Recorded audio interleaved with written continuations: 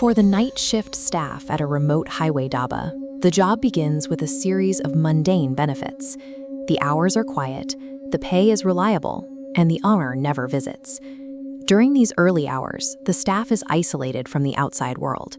They exist in a state of absolute normalcy, defined by routine tasks in a dimly lit, empty dining room. That routine holds steady until the clock strikes 2 a.m. and the very first customers of the night arrive.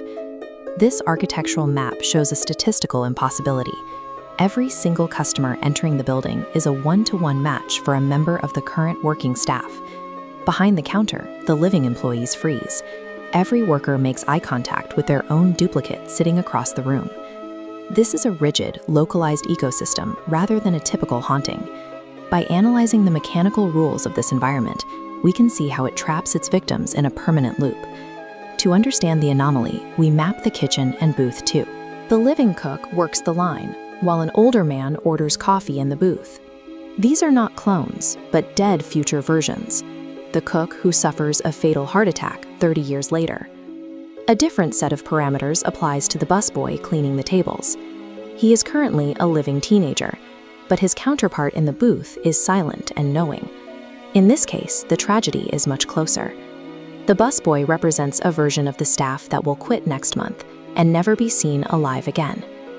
This is a process of temporal harvesting. The diner acts as a filter, capturing every version of the staff that fails to complete their journey home, whether they die on the road or collapse in the kitchen. The dhaba functions as a supernatural sorting mechanism.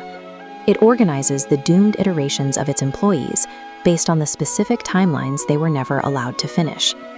While any roadside business needs staff, this specific location requires a workforce that can never leave.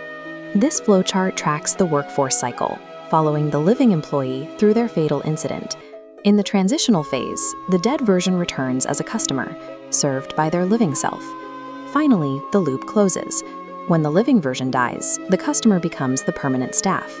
It is an efficient, self-sustaining system. It ensures the diner is never understaffed by feeding entirely on the tragedies of the people it employs. We can see this mechanic at work with the narrator. Her future version is the woman in the red scarf, currently sitting in booth 4. This timeline shows her mathematical trap. Her shift ends at 7 a.m., but she hits a fatal curve writing home at 4:12 a.m. She considers calling in sick to break the sequence, testing if the timeline can be altered.